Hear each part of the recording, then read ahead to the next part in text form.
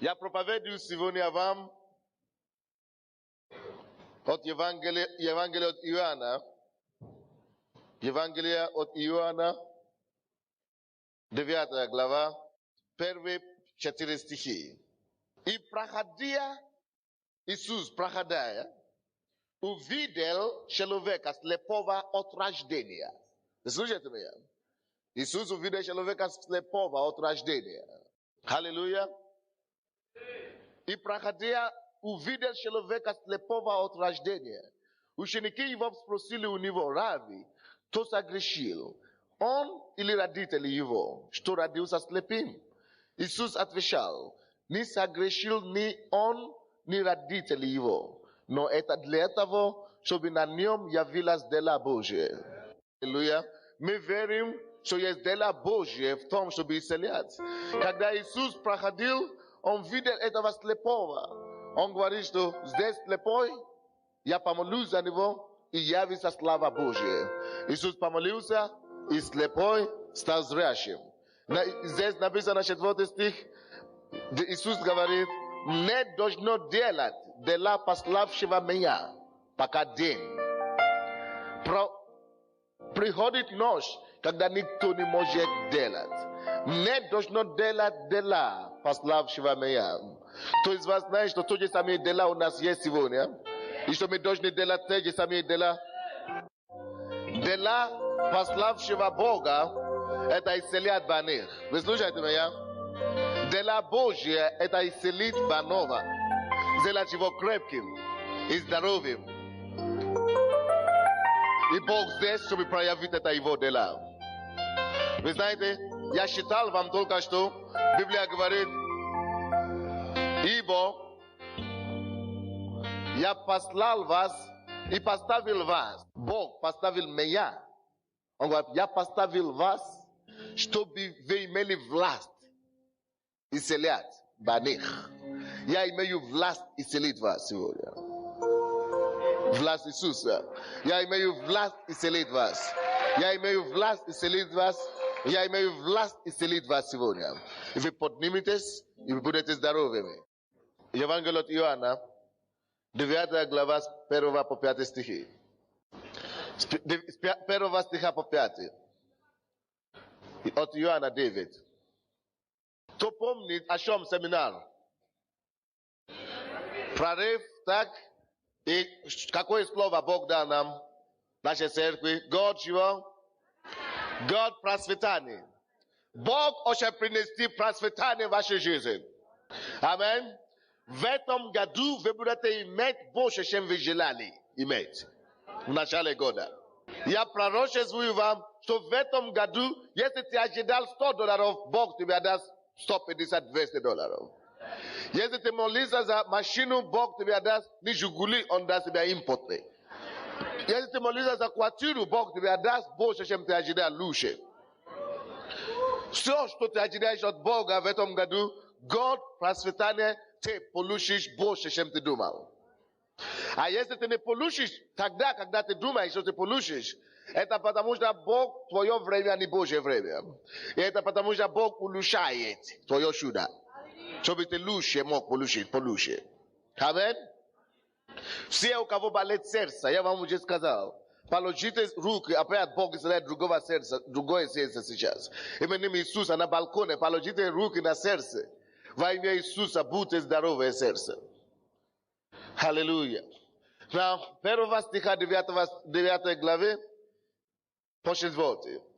И проходил, увидел человека слепого от рождения. Ученики его спросили у него: Рави, кто согрешил, он или родители его, что родился слепым? Иисус отвечал: не согрешил ни он, ни родители его, но это для того, чтобы на нем явилась дела Божия. Первая часть мы уже видели, что дела Божия явилась через наши братья и сестры. Это первая часть. Вторая часть для вас, здоровья. 4 стих. Не должно делать дела пославшего меня, пока день. Приходит ночь, когда никто не может делать. Это слово «я не должно делать дела». Это то же самое, что «я должен работать». Аминь. Не должно делать дела, это значит, я должен работать, иначе говоря, в современном языке. Поэтому я проповедую сегодня на теме, я должен работать, вопросительный знак, восклицательный знак. Я должен работать, это говорится о тебе. Напиши себе, я должен работать. Чтобы процветание, которое ты желаешь, могло прийти в твою жизнь сегодня, ты должен работать. Чтобы Бог мог исполнить свою волю в твоей жизни, чтобы этот год процветания стал годом процветания для тебя, для твоей семьи, ты должен работать. Человек, у кого шея болит, Бог исцеляет вас, примите ваше исцеление во имя Иисуса. Бог никогда не воодушевляет лень. Бог никогда не подбодряет лень. Бог никогда не любит лентян даже. Вы слушаете меня? Потому что Бог не Бог лентян. Бог, он не лентян, не Бог. Бог, он не безработный Бог. Бог, он не тот Бог, который не любит работать. Иисус говорит, я должен работать. Иисус работает, Бог Отец работает, Дух Святой работает даже сейчас. Аминь. Библия говорит нам, что в начале в Деянии апостолов, Бытие, мы видели, что Бог, Отец, сотворил небо и землю, и все то, что в небе 6 дней, только 7-й день отдыхал. Он работал. Братья и сестры, даже Бог, слушайте меня, не то, что даже президент работает, но даже Бог работает. Вы слушаете меня? Бог очень благословит тебя. Если ты член этой церкви, Бог очень тебя благословит. Но ты должен работать. Библия говорит, что мы есть храм живого Бога. Есть такой. Первое послание, или второе послание Коринфянам, 1 Коринфянам 6, 16-17 стих. Библия говорит, что мы храм Бога живого. Аминь. Это значит, Бог живой Бог живет в нас. Если Он живет в нас, и Он есть трудящий Бог, если Он живет в нас, Он есть Бог, который говорит себе, я должен работать. Какой тогда мы должны быть? Мы должны быть похожи на Него. Мы тоже должны, если Он работает в нас, если что-то двигает в тебе только постоянно, ты не можешь сидеть, сложа руки. Ты будешь работать. Вы слышите меня? Ты будешь работать.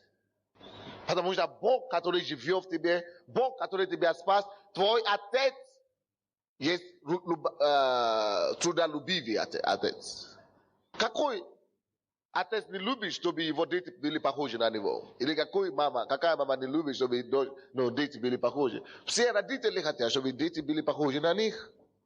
Вы слушаете меня? И Бог хочет, чтобы ты был похож на своего отца. На твоего отца. Бог мне конкретно это говорил. Что ты знаешь, есть многие люди, которые не получат это благословение в этом году, а церковь сама будет процветать. Но есть некоторые, которые не получают это процветание, потому что они не хотят работать, не могут работать. Но Бог заинтересован, чтобы ты получил это благословение. Поэтому Он мне побуждает тебе говорить о том, что даже Иисус говорит, что я должен работать. Должен – это слово не слово компромисса. Слышите меня? Это слово не слово, может быть, я могу работать, когда я хочу, когда я не хочу, я не буду. Или по желанию. Это должен, значит, у меня нет выбора. Если у Иисуса нет альтернативы вашим работать, то у тебя тем более. Ты скажешь, но я, конечно, хочу работать. Я жду, когда не приложат вот такой бизнес, сделку крупную. О, это я жду, я готов работать, конечно. Это глупость так говорит. Если ты мудрый человек, ты знаешь, что пока ты ждешь чего-то, ты должен пока делать что-то тоже своими руками. Потому что только когда ты будешь верить малым, Бог тебя поставит над большими. Вы слушаете меня? Ты должен быть верным малым сначала. У тебя должно быть что-то малое, то, что Бог должен благословить. Бог говорит, что я размножу плодов труда твоего. Но слушайте меня, пожалуйста, как он размножит плода труда твоего, если у тебя вообще плодов нету? Что он размножит? Откуда? Ноль. Вот, размножи 0 на 1000, если ты хочешь. Сколько получится? Размножи 0 на миллиард. Останется 0. Нулом останется. Естественно, в мире то же самое, как духовно. Амен. Пустоту не может размножать пустоту. 0 не размножается нулем. У Бога есть все тысячи, все миллионы. Он может размножить то, что у тебя есть, на количество. Сотни, которые у него есть, тысячи, которые у него есть. Но если у тебя только, Господь, у меня 0, вот размножи 0. Он, конечно, поставит там и размножит, он даст тебе 1000, размножает твой 0 на 1000. Получается, 1000 с одной стороны, с другой стороны 0. Получается, опять 0. Поэтому Иисус говорит, я должен работать. Должен – это слово обязательства. Вы слушаете меня? Это слово обязательства. Я должен работать. Знаете, почему он должен работать? Потому что он есть сын своего отца. Ибо его отец всегда работает. Давайте посмотрим Евангелие от Иоанна. Почему он сказал, я должен работать. 5 глава, 17 стих. Евангелие от Иоанна 5:17. Посмотрите Евангелие от Иоанна 5:17. Иисус же говорил им, Отец мой до ныне делает. Вы знаете, это слово делает не совсем удачно по-русски. Но в оригинале делает, это значит работай. Вы слушаете меня? Отец мой до ныне работает. И я работаю. Отец мой до ныне работает. Делает. Отец мой до ныне работает. И я работаю. Поэтому он сказал, я должен работать. И помните, почему он сказал, я должен работать? Потому что он должен делать то, что он видит у отца, что отец делает. Вы знаете, почему я привели эти людей сюда сегодня? Потому что когда Иисус увидел этого слепого, он сказал, я должен работать. И я говорю, Господи, вроде бы я делаю твою работу. Ты видишь слепых, ты видишь больных, и ты говоришь, я должен, значит, я должен. Потому что Бог мне говорит, Иисус говорит, я должен, потому что Бог это делает. Потому что Бог трудится. Потому что Бог это делает. И он говорит, я должен. Если Иисус видит Отца, что он делает, и говорит, я должен, значит, я должен. Делать то, что они делают, потому что я должен быть похож на моего Отца тоже. Аминь.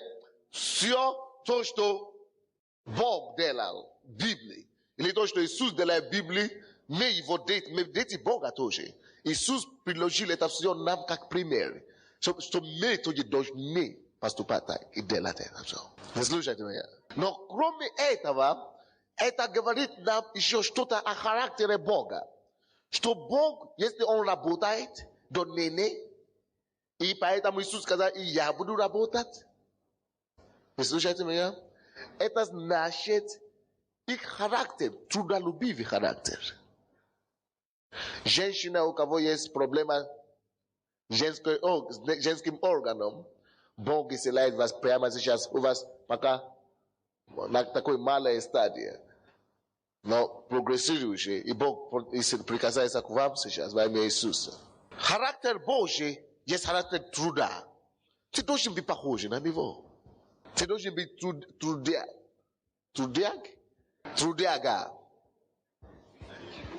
Некоторые даже боятся трудиться. Но трудиться должна быть твоя натура. Потому что это натура твоего отца. Трудиться, работать, ты не должен никогда свое лицо искажать, потому что тебе говорят работать. Ты не должен никогда выражать какие-то словами недовольства, потому что нужно работать. Всякий раз, когда работа себе дает знать, каждый раз, когда дает о себе знать работа, либо на работе у себя, либо у себя дома, либо на улице, ты должен быть такой человек, кто будет радоваться. И ты навстречу этого вызову. Говорю, да, я дети Божьи, я ребенок Божий, я Божье дитё, мой отец работает до дня, и я работаю. Мой Бог любит работать, и я люблю работать.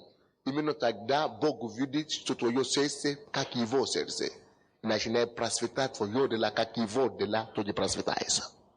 Now, если Бог увидит, что ты сын не похож на него вообще. Это как называется, когда сын, когда ребенок родился от чужого отца. Нет, вообще, у него родители есть нормальные, а он родился без отца. Без отца родился. То есть от блуда или что-то, от глуяния. Байструк. Это на английском тоже есть такой бастард. Бастард. Вот. Это человек, который незаконно рожден. Когда ты поступаешь не так, как твой отец поступаешь. Потому что Бог трудолюбивый Бог. Его характер есть характер труда. Он радуется, когда у него есть труд. Когда Иисус видел этого слепого, ученики начали жаловаться. Говорят, кто согрешил, он или его родители. Они хотят убежать от проблемы. Видите как? Но Иисус не убежал от проблемы, не жаловался, не выяснял отношения. Он просто видел, что тут работа есть. Тут нужно что-то делать. Вот я похож на моего отца, и я должен идти туда. Там, где работа вызывает кого-то, я иду туда делать. Там, где есть необходимо что-то делать в церкви. Даже если меня не приглашают, но я вижу, что это есть нужда здесь в церкви. Вот здесь нужно что-то кому-то это делать. Я иду автоматически. Не надо, чтобы меня гнали. Не надо, чтобы гнали палкой, чтобы идти туда и делать. Или не надо, чтобы я указал палцу на другого. Вот, ты иди делать. Почему ты не делать? Это твоя обязанность. Тебе оплата за это. Ты иди туда делать. Нет, я не дети мира сего. Я не бастуд. Я законный рожденный. Я похож на своего отца. И поэтому, когда я вижу любую нужду, я спешу это делать. Я спешу помочь в этом. Я спешу разрешить эти нужды. Вот что с кем Иисус был. Ты должен быть таким. Вы слышите меня? Не призваны быть такими. Ибо Отец наш с вами трудится до ныне. И я тружусь. Откройте, пожалуйста, притчи. 24 глава. Притчи. 24. Притчи. 24. 30 стиха по 34. О, я так рад, что даже люди трудятся на Троещине, в Харьковском массиве. Сказали, что на Троещине зал 500 мест, а там больше половины была заполнена. Аминь. Слава тебе, Господи. Вот. 24 глава притчи, 30 по 34. Проходил я мимо поля человека ленивого и мимо виноградника человека скудоумного. И вот все это заросло терном. Поверхность его покрылась крапивою, и каменная ограда его обрушилась. И посмотрел я, и обратил сердце мое. Идите сюда, кто-то может хорошо читать по-русски. И посмотрел я, и обратил сердце мое, и посмотрел, и получил урок. Немного поспешил. Поспешь, немного подремлешь, немного сложив руки, полежишь, и придет, как прохожий, бедность твоя, и нужда твоя, как человек вооруженный. Видите, я сказал, характер Бога – это трудолюбивый человек, Бог. Мы тоже его дети. Я сказал, кто-то побежит сюда, кто может читать по-русски. Я думаю, что 10 человек побегут. А все же, кто побежит? Кто пойдет? Кто пойдет? Кто пойдет? Все ждут. Видите, вы должны развивать в себе, вы должны развить в себе характер Бога. Толкать себе, не оставаться в советизме, который было. Вы слышите меня? Пока приказ не придет от начальника, мужик не перекрестится.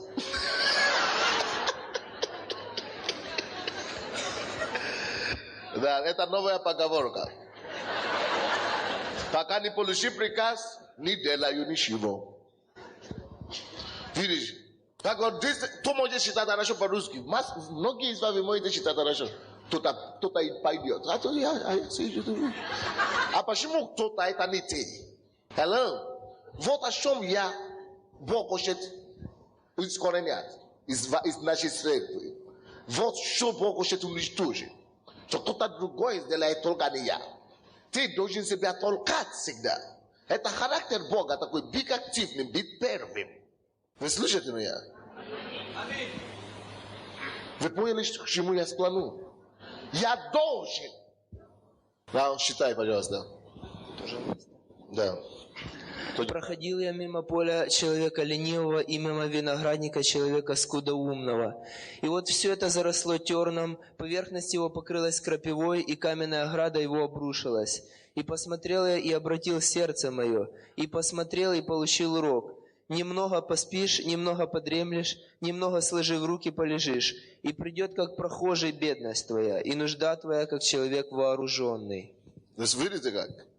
Кто-нибудь понял? Ничего, даже если вы не поняли, я помогу вам понять. Спасибо, братья. Спасибо, что ты прибежал. Но вы видели, что мы считали? Разумный человек никогда не будет ленивым человеком. Человек, который имеет ум. Человек, который мудрый, он не ленивый. Вы не увидите никакого нигде, ни в какой стране ленивый. Человек, он глупец. Вы не увидите также этого человека, который умный, чтобы он был ленивый. Он всегда что-то будет делать. А ты скажешь, я умный, но нечего мне делать. Это доказательство, что ты не умный, между прочим. Потому что когда ты умный, ты всегда находишь что-то себе делать. Hello. Ты умный человек будет это делать бесплатно. Бесплатно будет делать. Он будет делать что-то вещи, будет делать бесплатно даже. Но он будет делать постоянно. Он будет бежать туда, куда его не посылают, помогать людей и так далее. Он будет постоянно делать. Хотя ему никто не сказал об этом, его никто не попросил. Но потому что он имеет достаточно ум, он это делает. Посмотрите, пожалуйста, что здесь написано. 30 стиха. Проходил я. Это как бы Бог. Это слово Божье, так? Это как бы Бог говорит. Проходил я мимо поля человека ленивого, так? Как его узнать? Мимо человека ленивого. И мимо виноградника человека скудоумного. Знаешь, что такое скудоумный? Он маленький там. Значит, здесь он очень маленький такой. Он скудный. Он бедный здесь. Да. Короче, человек, недалекий. Человек глупый такой, получается. Да. Проходил туда, да? Рядом его хозяйство, так? Рядом с его поле, так? 31 стих. И вот все это заросло, все его поле заросло терном. Терном, так? Поверхность его покрылась крапивою. И каменная ограда, даже которая была построена, может быть, даже не его рукой, кем-то была построена эта ограда каменная. И каменная ограда его обрушилась. Представляете, чтобы каменная ограда обрушилась? Каменная. О, значит, уже оставили эта ограда, уже устарела, уже загнила, чтобы она обрушилась. Каменная ограда. Значит, он никогда, этот человек ленивый никогда не заботится, не позаботится, значит. Это значит, он вообще никогда не проявлял инициативы. Вот, каменная ограда – это символ того, что у тебя есть натурально, то, что Бог сам вложил уже в тебе. Now, кто из вас знает, что есть некоторые способности, которые у него есть? Что Бог вложил какие-то способности у вас, кто знает? Вы все знаете, что у вас есть какие-то способности внутри, что вложено в вас, так? Now, слушайте, это каменные ограды. Но когда это у ленивых людей, он даже оскорбляет Бога. Способности, которые у него есть, что Бог вложил какие-то способности у вас, кто знает? Вы все знаете, что у вас есть какие-то способности внутри, что вложено в вас, так? Now, слушайте, это каменные ограды. Но когда это у ленивых людей, он даже оскорбляет Бога. Вы знаете, каким образом он оскорбляет Бога? Он оскорбляет Бога, что он запустение. Опускает эту каменную ограду.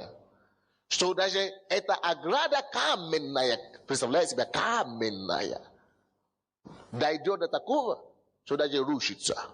Каменная ограда рушится. Потому что человек руки ленивый. Вы слушаете меня? Что это имеется в виду? Через лень вы разрушите все Божьи способности и таланты, которые у вас. Лень разрушит все, что Бог построил в вас. Лень разрушит все способности, все дары, какие Бог из рождения вложил в вас. Лень сделать вас нищим. Лень сделать вас скудоумным. Лень сделать вас вообще негодяем. Для себя, тем более для чужих. Я должен трудиться. Я должен работать. Ибо мой отец Донене трудится. Ибо отец мой трудится Донене. И я тружусь. Вы слушаете меня? Лень разрушит даже вещи, которые у тебя есть сам по себе. И потом кто-то скажет тебе, ты теперь такой способный. Говорю, я? Когда? Ты же умел рисовать. Я? Умел рисовать? Не помню. Потому что каменная ограда уже давно упала. Ты же раньше пел. Я пел. Лень уже разрешила способность петь. Ты же раньше играла. Как ты хорошо играл? Я? Я не помню. Никогда не играл. Ограда каменная уже упала. Через лень. Посмотрите дальше. 32 стих.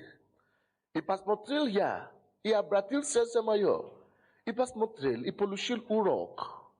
Алло? Какой урок? Что даже то, что у тебя есть, через лень, ты отбираешь, ты выбрасываешь.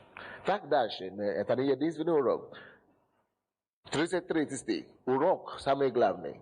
Двоеточие. Вы видите, что после 32 стиха, он говорит, я получил урок, там написано двоеточие, да? Что есть пояснение, что за урок. Смотрите сюда в Библии свою. Урок такой. Немного поспишь, немного подремлешь, немного сложив руки, полежишь, и придет как прохожий, бедность твоя и нужда твоя, как человек вооруженный. Что это значит? Урок, огромный урок. Как узнать ленивого? Немного поспишь, немного подремлешь. В 4 часа утра Дух Святой тебя будет. Помолись. Это тоже труд. Ты будешь петь сегодня в прославлении. Вы будете играть сегодня в хоре.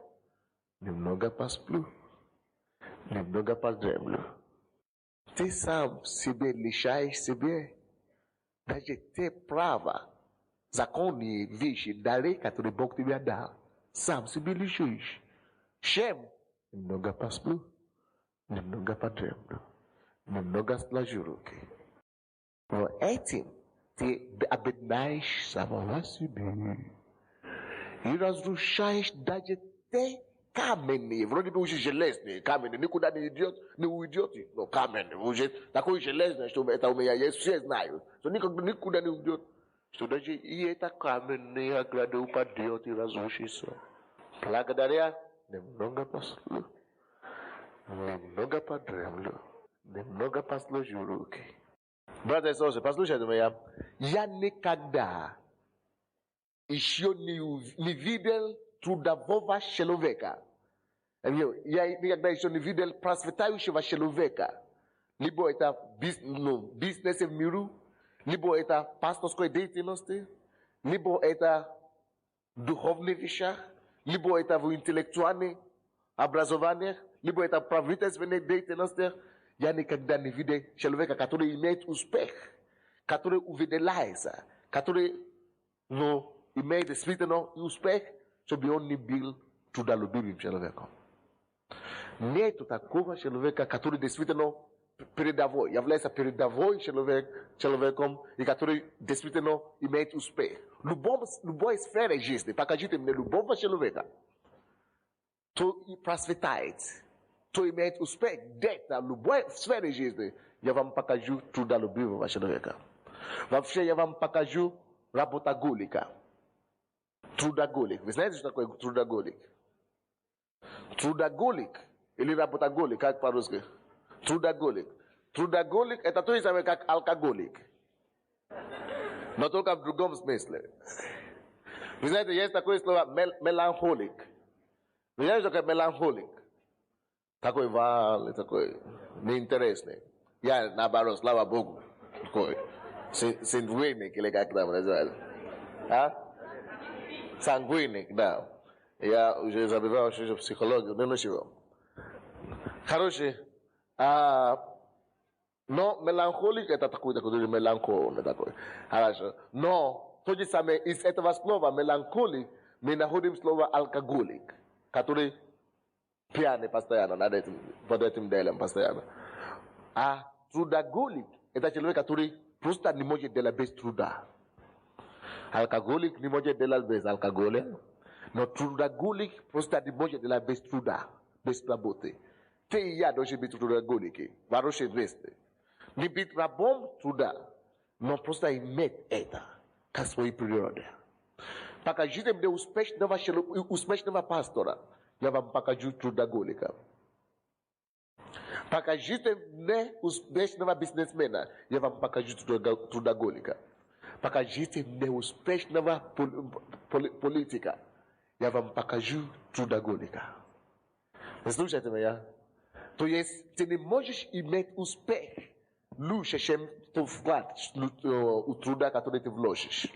Но человек, который немного спишь, немного посплю, немного подремлю, немного сложив руки, немного полежу. Библия говорит, что будет с этим человеком. Братья и сестры, если ты пришел к Богу, приди к Нему на 100%.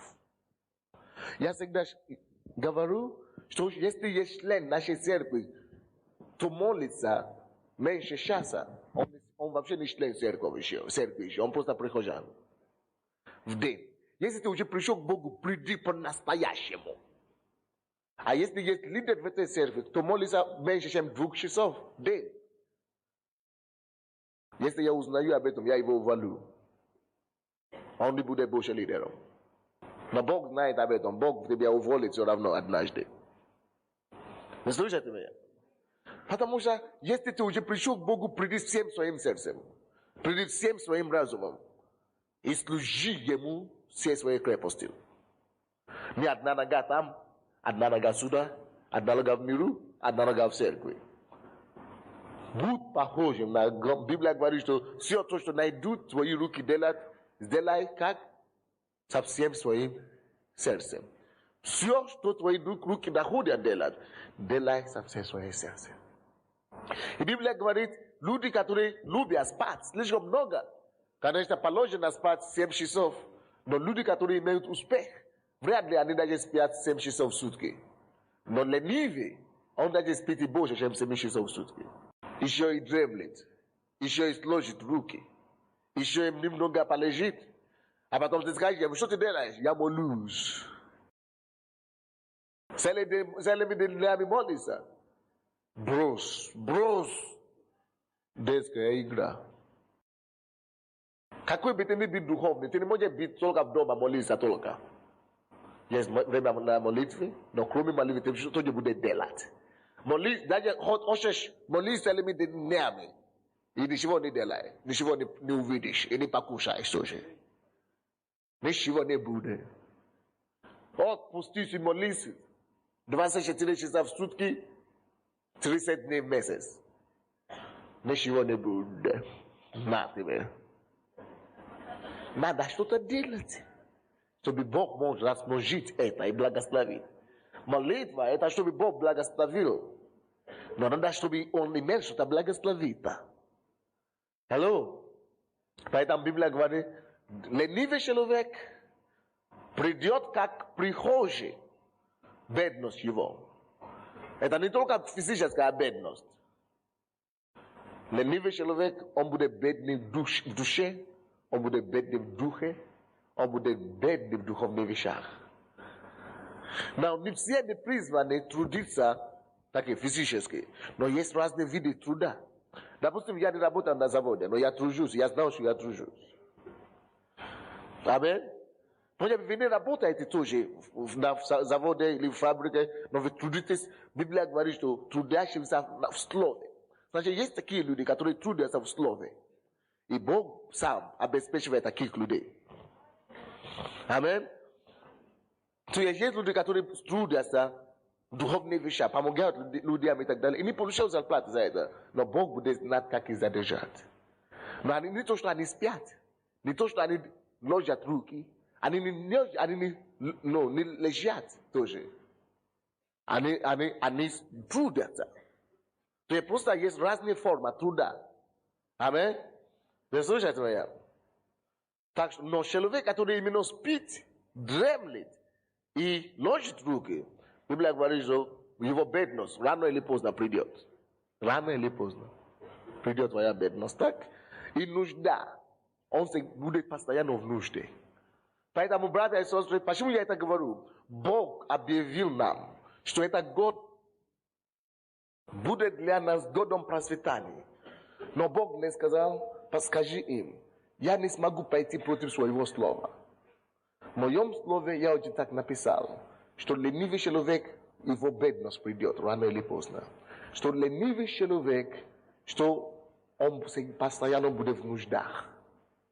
Так что, какое бы ни было помазание, которое я дам в церковь, если они будут ленивыми, они будут лишать себя эти благословения. Вы слушаете меня? Но не случайно, что благодаря, даже Бог уже начинает подтверждать это слово, которое Он нам дал. Правда? Что нам предлагает около 200 мест во Францию ехать, контракт на 2,5 года, члены нашей церкви, мужчины, что связано с автоазайством, или водители, или слесари, или сборщики, или что-то такое. А в Америку где-то от 60 до 100 человек должны ехать, контракт в 5 лет, мужчины и женщины, неважно, 18 лет.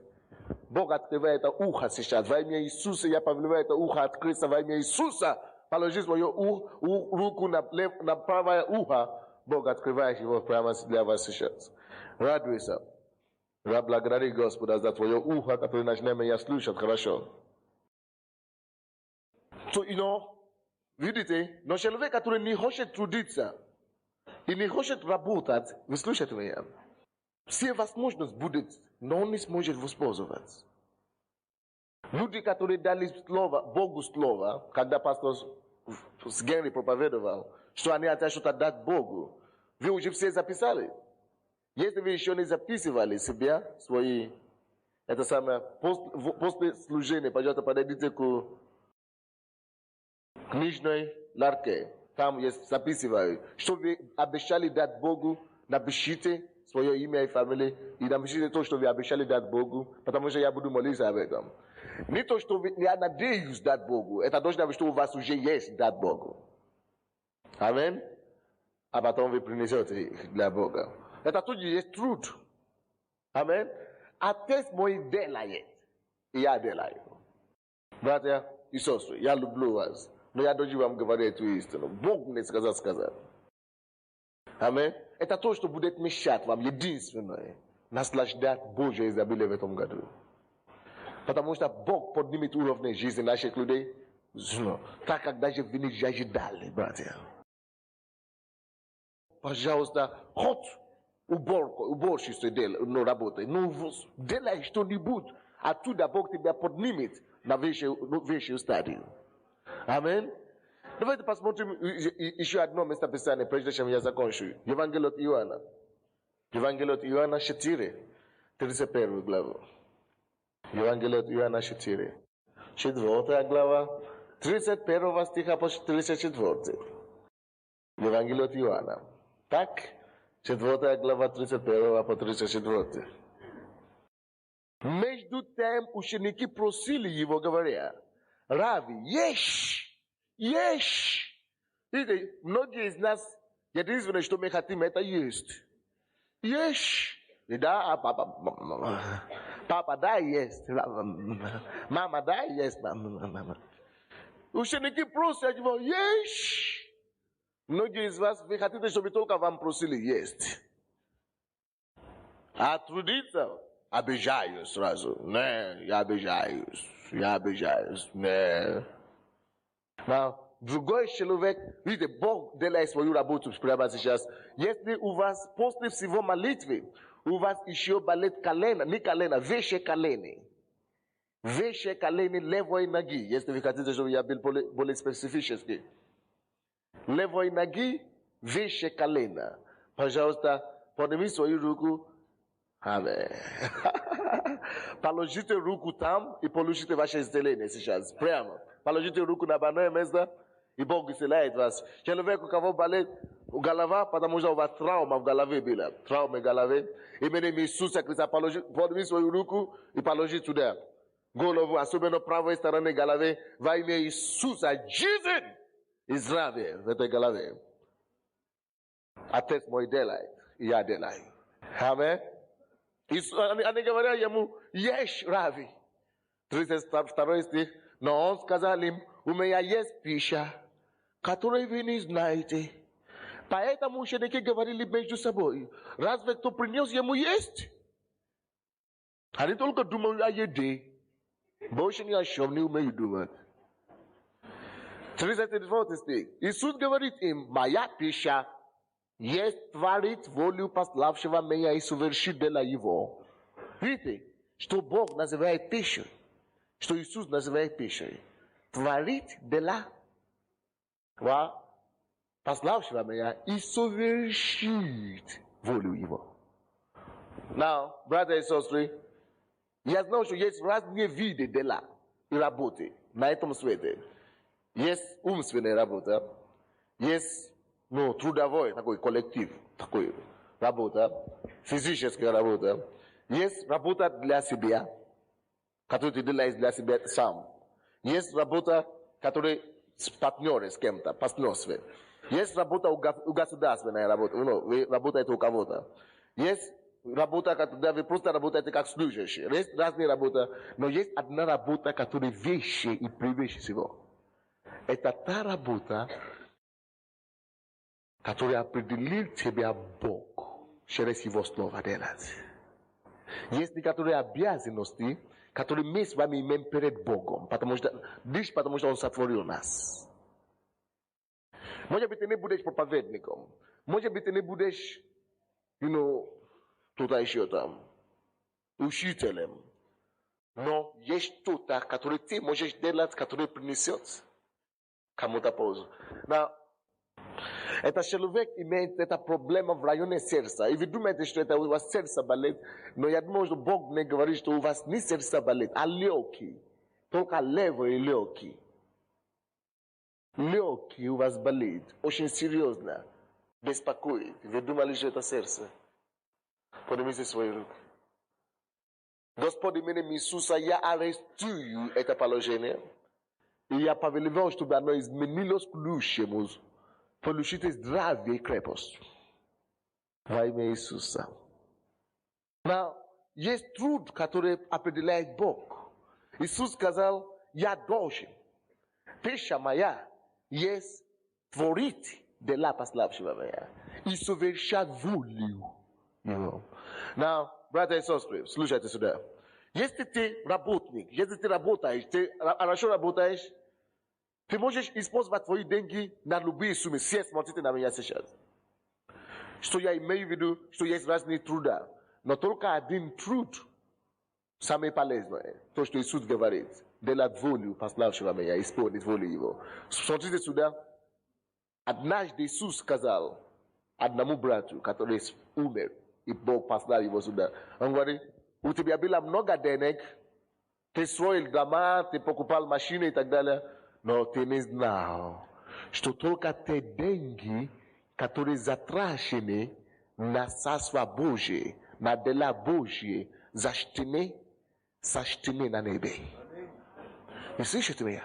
Если у тебя есть энергия, сила, ты работаешь и так далее, только та энергия, только те силы, которые потрачены на Бога или на Его дела, или на то, чтобы помочь людям, на Божьи дела здесь, только те силы, те энергии Бог будет считать в твою пользу, сокровище небесное.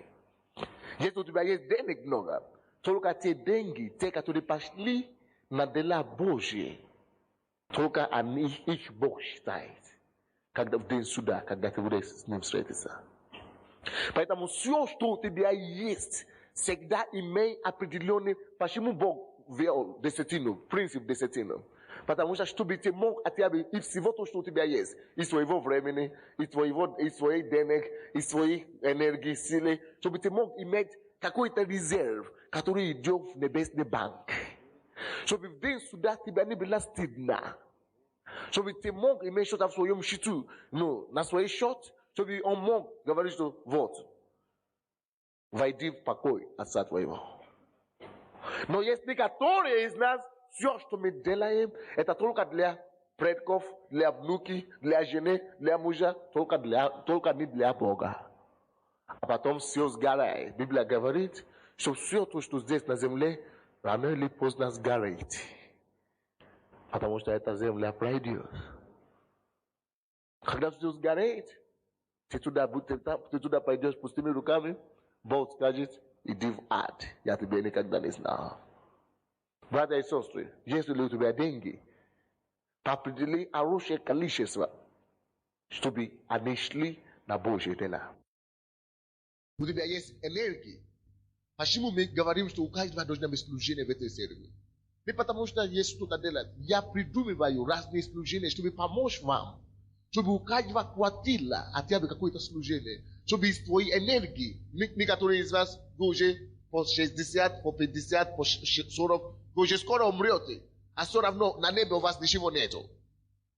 Поэтому я сказал, идите в хор, пейте. Идите от больше в церкви, работайте. Делайте что-нибудь для Бога. Вкладывайте что-то на небо, пока вы здесь, на земле. Зарабатывайте себе что-то там, на небесный счет. Иисус сказал, где ваше сердце, там ваше сокровище. Он говорит, почему вы накапливаете здесь богатство, здесь на земле, где жар и воры могут прийти похитить. Но лучше накоплять туда, на небо, где ни вор не придет, ни грабители не придут, но где наоборот. Ты еще придешь и получишь намного больше. Поэтому мы создаем служение. Если у вас нет служения в церкви, вы не имеете служения ни на домашней группе, ни в районе, ни в церкви, поднимите свои руки. Не так печально вам. Хотя бы молитвенную группу пойти молиться. Это тяжело? Туда расставлять цветы. Разве это тяжело? Используйте, что у вас есть для Бога. Вложите себе для неба. Не только ради себя принимайте все. Отец мой, до ныне трудится, до ныне работает, я чужу. Говоришь не ты то же самое в своем духе. Поступаешь не ты соответственно. Тогда мы попадем перед ним на небо. И мы станем на очереди. И мы станем перед судилищем Христовым, день суда. То он скажет тебе, иди от меня, я тебя не знаю, или добро пожаловать, верный раб мой, войди в покой Отца твоего. Не просто жалко, но я молюсь, что в этом году все изменится к лучшему. И ваше процветание придет, не ваша бедность. Ваше продвижение вперед придет, не ваша нужда. Во имя Иисуса Христа. Давайте станем. Подними свои руки. Подними свои руки. Открой свое сердце и говори: Господь, я благодарю Тебя за Твое Слово. Я благодарю Тебя, что Твое Слово живо и действенно. Господь, я хочу трудиться для Бога, для общества, для себя, для своей семьи. Я хочу иметь работу, чтобы Ты мог благословил меня, Господь. Я хочу сказать, как Иисус, что я должен работать. Я должен работать. Я должен работать. Я должен иметь труд. Тогда Твое процветание придет. Тогда благополучие придет. Давайте поговорим с Богом. Помоги мне, Господь. Дай мне работу, что делать. Дай мне работу в церкви. Дай мне работу на улице, в обществе. Дай мне какое-то дело в городе. Дай мне работу в доме. Поговорите с Богом о себе. Поговорите с Богом, братья. Давайте поговорим с Богом.